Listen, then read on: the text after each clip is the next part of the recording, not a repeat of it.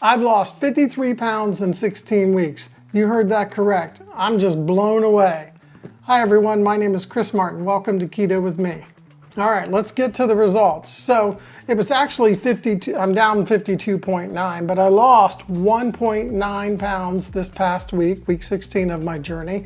I am now at 185.5, and that means next week I should be knocking on or be, at, the high 170s. So I'm looking forward to that. If you watch my diary series, then you know I track way more than just the weight. That's important, but I track things like my sleep.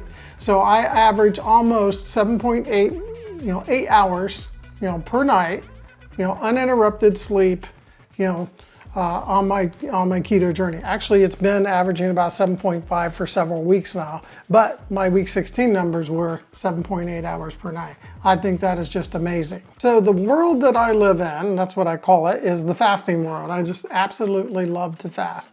So for about 9 weeks in a row, I did a 72-hour fast per week. Actually, let me rewind a little bit. So every day I do, what I typically do is I do what's called OMAD, which is 1 meal a day. However, once a week I do a long fast, and that's what I meant to say with the 9 72-hour fasts in a row. So week after week for 9 weeks, I did a 72-hour fast. In addition to, doing for the rest of the week, the 1 meal a day. So I had planned on continuing to do the 72-hour fast, until I've got to probably about, close to my goal weight, even though it's not really why I'm doing the fasting. The fasting's more for other benefits and stuff that I talk about in my diary series. But so I started my 72-hour fast this last week inside of week 16, and when I got to about hour 46 or so, I really started to struggle, which never happens on my second day of fasting. Usually the first 24 hours, at the end of the first 24, it's my hard part to get across. So, but it was the 48 this time. The 48's usually really easy for me to get across. But I just wasn't feeling it. And I just reflected back on all the videos I watched with Dr. Boz, Dr. Berry, Dr.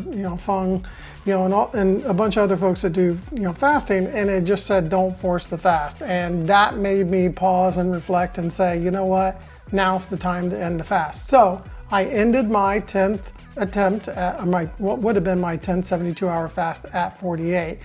And so anyway, my point about that is that, that made me think about this coming week. I'm headed into right up against vacation, and for week 17. So I went ahead and switched that 72-hour fast to now a 48-hour fast. And then what I'll do is after vacation, I will revisit, whether or not I want to come back and do, 72-hour fast or just stay with 48s for a while. So point about that is that be, flexible. When you're making, when you're doing this, because sometimes it just doesn't work out like you expect it to. I also like to eat as clean as possible. So there's a clean versus dirty keto, and there's other types of keto out there. But my focus is to stay clean as much as possible with some elements of dirty, because it's it's impossible to be perfect. Let me tell you.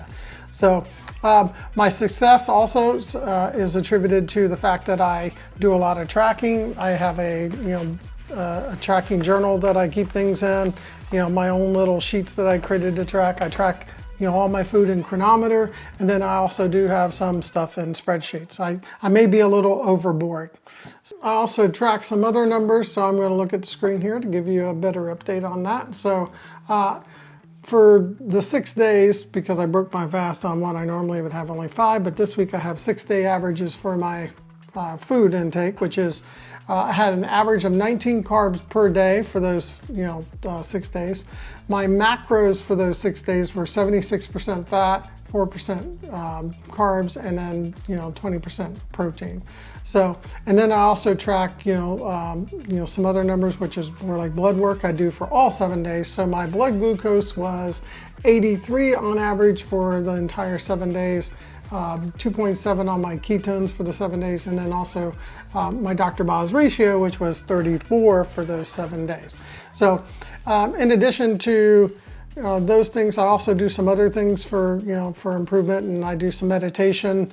I usually meditate, 2 5-minute sessions a day where I just kind of tune everything out and stuff. And I just want to make it very clear that I've done 0 exercise my entire journey, back into keto. So at some point I do plan on adding it in, but only once I get to a weight, that I want to be at, and then I'll start from there. I also wanted to share one more thing before we wrapped up. I always like to share with you guys like what I ate for the week, just at a high level. I have this in real detail in my diary series, but just for here, just real high level. I love to make these salmon patties. I call them keto salmon patties because I add more like mayonnaise to them, and extra egg, and some other things. So we had that with some asparagus. We also ate meatloaf along with some roasted Brussels sprouts, covered in butter. That was delicious. And then we went out and had Mexican one day, which I got to get a better grip on. I mean, I did fantastic. I mean, don't get me wrong, I didn't like blow the carbs out of the water or anything like that.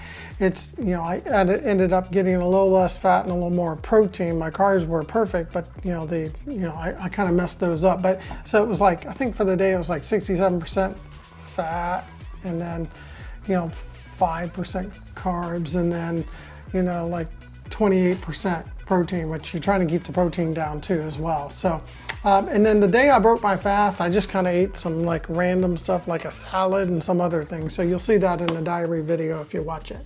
That's it. Thanks for watching week 16's results video. Come out and check out next week's results. I'm hoping that, I can hit the 170s. Please take time to like and subscribe so you can keep up with these updates. And then, as always, if you have any comments or questions, please leave them down below. Just remember, nobody's perfect. Be a coach, not a critic, and take care, folks.